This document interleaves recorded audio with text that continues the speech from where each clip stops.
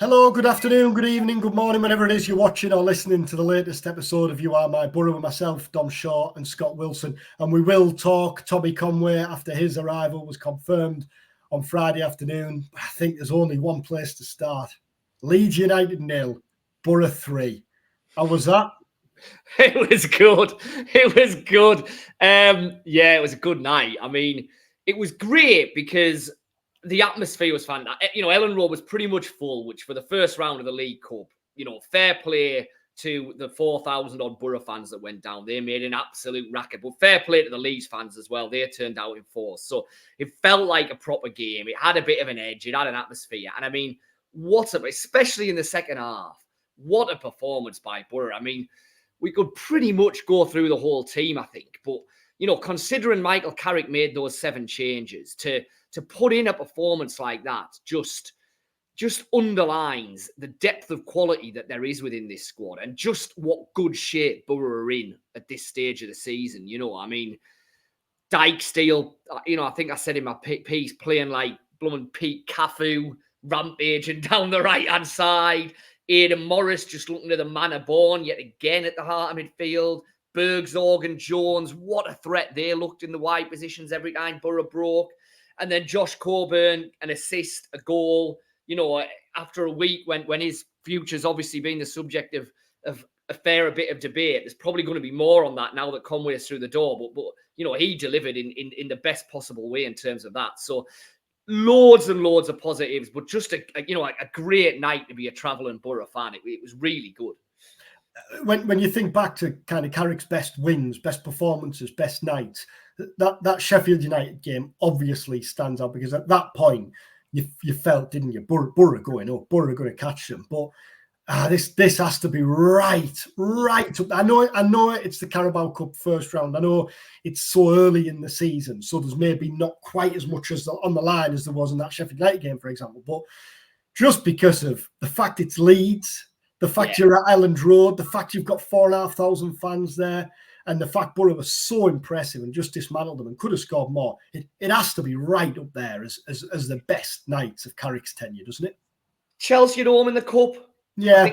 Throw in. Chelsea at home in the Cup. Yeah, Sheffield United that night when it looked like Boro were going to do it. But and you're right, this is ultimately a Carabao Cup first round game, and there were 7 changes, and Leeds made 8 changes. So the prestige of the game isn't comparable, but the emotions and just the joy of seeing Boro turn in that complete and away performance against a side who, yes, they've not started the season great, but they're going to be right up there as rightly one of the favourites for promotion. It was a really good night. It was a really good performance and a really good night. And this is the thing, innit? I know we had this conversation last year, but Boro's priority this year is obviously going up.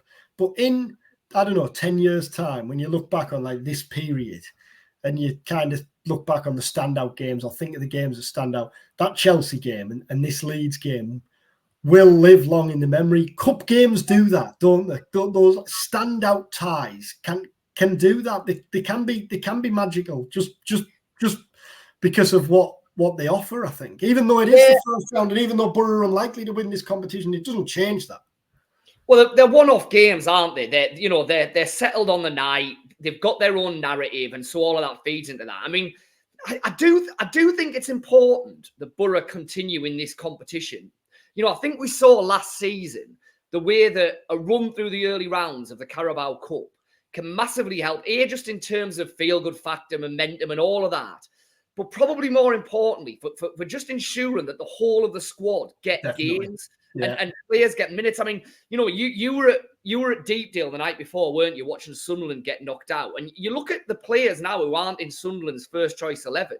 There's every chance they'll barely kick a ball between now and the January transfer window opening. So for the players at Boro who aren't in the league side at the minute, I think this Carabao Cup, as we saw last season, is going to be massively important in getting them game time, keeping them fit, making sure they're knocking on the door, and they're ready to go in if and when they're required. And I do think that's important because, like I say, the alternative is half of your squad doesn't kick a ball for half a season. Well, Boro aren't, listen, they might go out in the next round at home to Stoke. you'd like to think they wouldn't. It's a pretty good draw. You'd fancy Boro to get through with that. So all of a sudden, then you're getting on the kind of roll that they were on in the League Cup last year.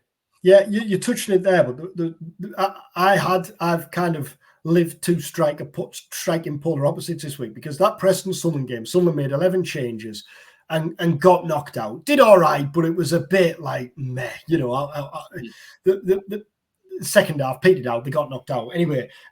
Afterwards, I'm talking to Regis Labrise, the Sunderland manager, and I said already you've got a pretty definitive Sunderland starting 11 and a second string. And it's hard to say like how these players break in, or now you're out. What opportunities are they going to get to stake a claim? 2 days later, I'm at Rockcliffe speaking to Michael Carrick, and I asked him, 2 seasons ago, you had a pretty settled starting 11 in that promotion running. Is that going to be impossible this year just because of how much depth you've got? Like the likes of Bergzorg and Coburn, Conway now coming in, Gilbert, whoever isn't playing in midfield out of the 4 or 5 you've got there, you've got Fry and Lennon Hamilton to go into that as well. Hamilton coming in. Like, you can't have a settled 11, can you? Because you just have too many like good players not featuring. It'll be fascinating to see how he plays it, really, Carrick, I think, in the coming weeks and months. But having that next cup tie, I think, is a godsend for that, because it gives those players, as you say, just another nailed-on opportunity, really, to get games under the belt. And it gives them as well a real motivation, doesn't it, to think, this. We saw what Boro achieved in this competition last year. We want to play our part and do the same this season. Yeah, and like I keep saying about last year, it meant that when Latalath was needed to step into the league side, if you like, because it was Coburn for big chunks of the autumn. He was match sharp. He was starting to get a bit of confidence because he'd got a few goals in the League Cup. Someone like Bergzorg is going to be on cloud 9 after the way that he played and getting his goal and everything, in the week at Elland Road. So if and when he is called into action, yes, at the minute, it might just be as a 20-minute substitute at the end of a league game. But let's say Boro are struggling to break Derby down and it's 0-0 after an hour on Saturday. It is Saturday, isn't it? Yeah, Saturday lunchtime. And Michael Carrick turns to his bench and he sees Josh Coburn, full of confidence after his goal. Delano Bergzorg, full of confidence after his goal.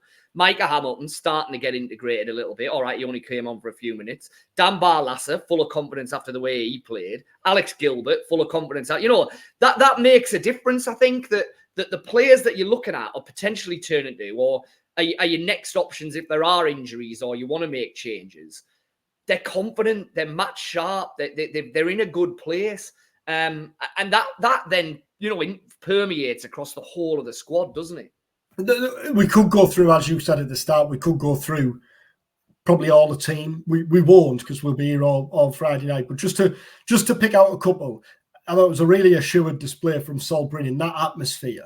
Yeah. He was so calm, wasn't he? So calm at times, and obviously the big early save. Anthony Dijksteel, fair play to him, because to think his last appearance had been that rough old night against Leeds when Somerville tore him this way and that. And then, credit to his character for coming back and playing like he did. Morris, I thought, was excellent again in midfield. But the two in the attack, Alex Gilbert plays with a real confidence, doesn't he? He plays with a confidence of kind of like, and I mean this as a compliment, he knows he's good, he knows he can kind of change a game. And you think at the back end of last season, before his last couple of appearances, a loan move looked an absolute certainty for him. Now, he might still go on loan because Boro have got real options there.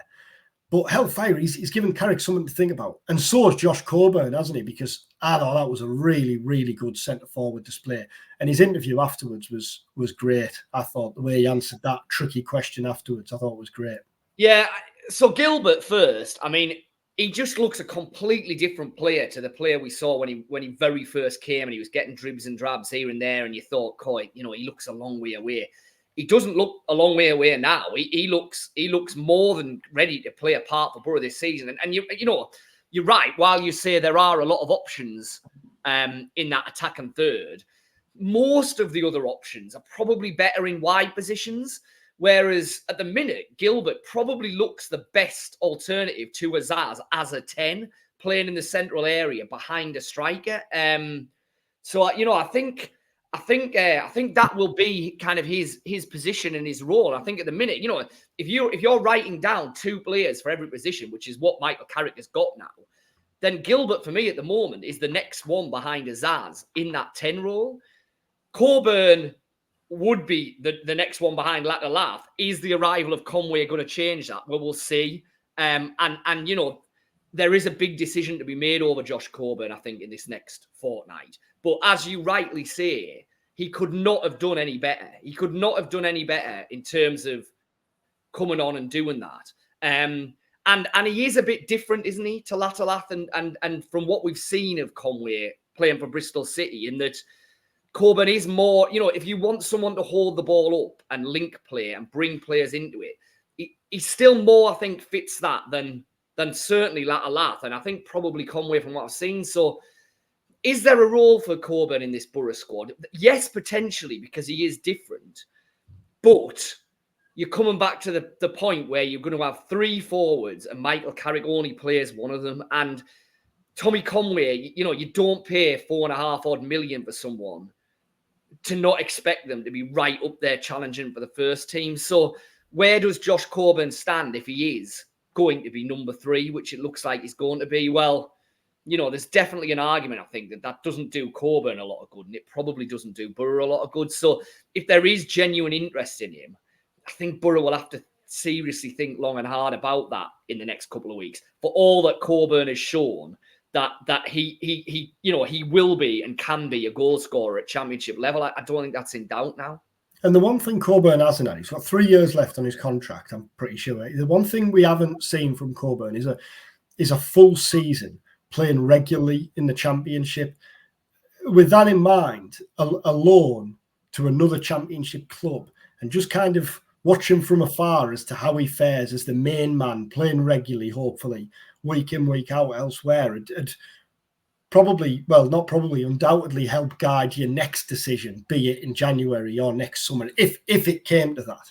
Yeah, and the fact that he's on a long-term deal, as you rightly say, means Boro do have that option, really, don't they? It's not like you're loaning him to then, you know, say he's then going into the last year of his contract. Well, kind of what's the point of the loan then? You're right, there is a point to this loan, because if he was to spend a year in the championship and banging 20 goals for someone, or 15 goals, or even a dozen goals, whatever, then he's coming back next summer, and you as Boro are in a really strong position then, because you either keep him and you know, he's good to go, or you know, he's still got long enough in his contract that he's a saleable asset. So yeah, I think as things stand at the moment, and you know, on the day that Conway has gone through, it feels like it wouldn't be fair on Josh Coburn for him to be staying at Boro all season as the number 3 forward. So maybe a loan is the best for all parties. We'll see, won't we? Let's talk Conway then, because we've done nearly 15 minutes and we haven't got to him yet, really. It done, 4-year deal. He was Boro's top striker target this summer, which is why now it became clear early in the summer, didn't it? When Boro were making rapid developments elsewhere with the likes of Morris and Ayling and Bergzorg, that we're going to be patient with the striker situation. You know, we'll take stock. Well, it then became clear as to why when it emerged that Conway was the target, and obviously the backdrop of his Bristol City contract situation. There's been kind of a fierce battle, really, Burnley, Hull, Norwich, and yet Boro were always calm because Conway made it clear that Boro was the move he wanted, despite, we understand, being offered more money elsewhere or a more lucrative deal elsewhere. It just all taps in, doesn't it, to this feel-good factor around kind of efficiency in the transfer window, getting things done, landing top targets, and this appeal, this ability, confidence that you've got so much to offer here that you can tempt players to the Riverside without any issues. Yeah, I mean, I think you have to say now that it's been a really, really impressive transfer window this for Boro. You know, they wanted Aidan Morris. They got him before anyone else had really had a sniff of him. Got him in early. He's hit the ground running. They saw Bergzorg in the Championship last year, liked what they saw, wanted him, went out and got him in early. He's hit the ground running. They wanted Tommy Conway. Now, they've had to wait, but that's not their fault. They've had to wait because a whole host of other clubs decided they wanted Tommy Conway as well. But like you say, Boro got in there. They did the talks when they were able to. They got Conway on side. And that's why, as you rightly say, for all that there's been talk of all these other clubs, the mood from Boro, what you were hearing from inside of Boro is, we think we've got every chance of getting this deal over the line. They've done it. They wanted a young forward able to, develop and potentially be a player for the future, but who could make an impact this season. We thought that was probably going to be a Premier League loan. Actually, it's Micah Hamilton on a permanent basis, which already, feels like could be an absolutely cracking deal to get him permanently from City. So I don't want to tempt fate. They probably still need a left back, don't they? And the Ryan Giles thing has obviously taken up a lot of time and effort and looks like it's hit a dead end. But it's hard to see how the summer could have gone much better for Boro at the minute. It really is, both in terms of incomings and having held firms on outgoings. Now, there's a fortnight left of the window. Let's see. We fervently hope that Vandenberg, Hackney, Lath all stay. It definitely looks like at the moment they're going to. We hope Boro get a left back in. I will be pretty confident they'll get one through the door before the end of the month.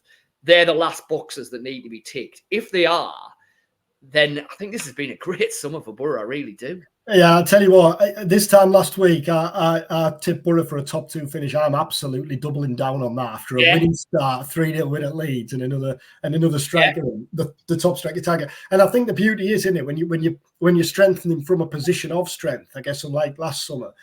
Here at Boro signing the striker who they wanted more than any other striker this summer. And he hasn't played a lot of football this summer because he's been training with Bristol's City's under-21s, hasn't played in pre-season. But there's no rush to really get him up to speed. He can take his time and there's no pressure there because you've got probably the Championship's most feared forward already as your number 9. It's an enviable position Michael Carrick now finds himself in. It's that stability, isn't it? And I know we said that. I know in the pre-season we were saying hopefully that's going to be a really key asset for Boro. Well, if you compare where Boro are at right now to Leeds, I mean, Leeds in the week, it felt chaotic in terms of who's in, who's out, who's coming. Then a day later, Rutter, who was there, who looked like he was going to be the main man, no, actually he's off to Brighton because his release clause has been triggered. So, having already lost Somerville and Archie Gray, who are they going to bring in? A club like Leeds, I mean, they might not be settled until halfway through September, which, let's be honest, is the position that Boro were in last summer, and which, we keep banging on about it, but was a massive factor in the missing out on the playoffs. Well, there's a lot of clubs in the Championship still in the position that Leeds are in. There's very, very few that are in the position that Boro are in. And I do think that could be massively important in the way the rest of the season plays out, because it's just such a stark contrast to last year. And we all know how bad the start was last year and how significant that proved come the end of the season. And what position will Boro be in after this weekend, and how good a start will it be? Will it be 6 points out of 6? How do you fancy him to fare at Derby? Yeah, I do. I fancy them. I mean, listen, they're not going to win every game, are they? Let's be honest. But at the moment, you look at any game that Boro are going into, and they're going to start favourites, rightfully so. And that's very, very true of Derby. I mean, new to the league, understandably at the start of the season, one of the favourites to go down just really by virtue of being one of the clubs coming into the league. I mean, I actually think there's probably worse teams in the league. I don't think they'll go down. But that said, for a first league away game of the season, it's all there for Boro, isn't it? Let's be honest. If they play anything like as well as they've done in either of the first 2 games, I'd fancy them. I really would fancy them. I mean, they haven't conceded a goal yet. Yeah, how good's Matt Clark been in both games? I fancy Boro. I think I think what makes it difficult is the fact it's Derby's first home game back Yeah, in the yeah, Championship after 2 years out, and it's always a good atmosphere there. So I think it'll be bouncing, and I think Derby will come out all guns blazing. But I actually think that might play into Borough's favour because we saw on Wednesday night how lethal they were on the counter, and Boro just going to have that much quality in the forward line, aren't they? If Derby do come out like that and throw it all at Boro early on, you fancy Boro to pick them off. I think they might concede, but I fancy Boro to win maybe 2-1. Yeah, I think it could be high scoring. I agree, and I think in a game like that, if it is, then Boro's bench will be a factor. You know, if you've got your Bergsorgs and your Hamiltons and your Coburns, eventually your Conways, I think that will be a big factor for Boro this season. In that, you know, in any game, they've got the ability to change things with 20 minutes left and bring on players who will cause real problems for the opposition. So yeah, I think Boro. I tell you what, I'll go 2-3. Oh, Derby 2, Boro 3. Ding dong for Dom. Entertaining. Goals, you normally give us the proper thorough prediction. So goal scorers, minutes. I think Derby to open the scoring midway through the first half. I'm going to expose. I don't know enough about their squad to be able to give you Derby goal scorers. I'll lay that on the line now. Boro to equalise 5 minutes before the break. Finnazaz. Boro to go 2-1 up, laugh on the hour mark. Derby equaliser with about 15 minutes left. Bergsorg to get the winner with 7 minutes left. Oh, take that. That away end would look and sound almost as good as it did on Wednesday night, if that was the case. Yeah. Well, let's hope, regardless of what the result is. It's your Derby debut, isn't it? No, I've done many a Pride Park. Yeah, I tell you what, I wasn't there.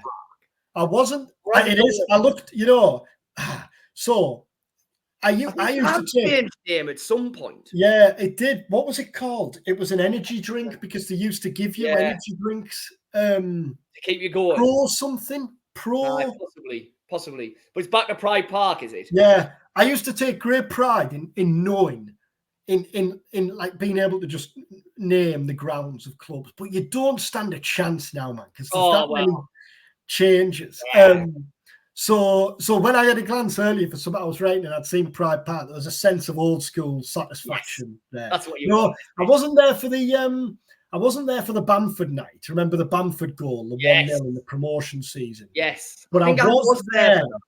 I was there. Didn't Mo Besic score a belter there once? I'm sure Mo Besic. Now you're talking. Quite possible. Yeah, I've done Derby a few times. I don't know if I've seen Boro lose yet. Anyway, let's hope that's not the case tomorrow. Let's hope that whether it's 3-2 or 2-1 or 1-0 or whatever, let's hope Boro continue the start and we're as positive next time when we get back for another You Are My Boro. Won't be you next week because you're off. So I am. It's the worst thing, isn't it, for a football the football season starts and you bugger off on holiday. But I've been I had the Euros and then this. So kids school holidays. I've got school age kids. So yes, I am away next week, but I will be watching from afar. Will you? I wouldn't be if I was. I will be. Yeah, I will be. Yeah. Well, if you fancy joining me, give us a shout, because otherwise I'm probably just going to be talking. I'm not saying I'll be watching you. I'll watch Boro. I won't watch it. Oh, that explains it. I was going to say, your missus would go mad if you sat around the pool and you're watching You Are My Boro. Yeah, no, I'm not doing that. No. Oh, no. Yeah, fair enough. Like, subscribe, do all of that, but no, I'm not doing that. Well, enjoy your holiday. If you fancy joining me on here, save me just talking to myself for 2 weeks, then give us a shout. But yeah, enjoy your weekend anyway. And if you're making the trip to Derby, enjoy that. It's always a good away day there. So enjoy. And I'll be back in some form with someone next week for another episode of You Are My Boro. Cheers. Take care.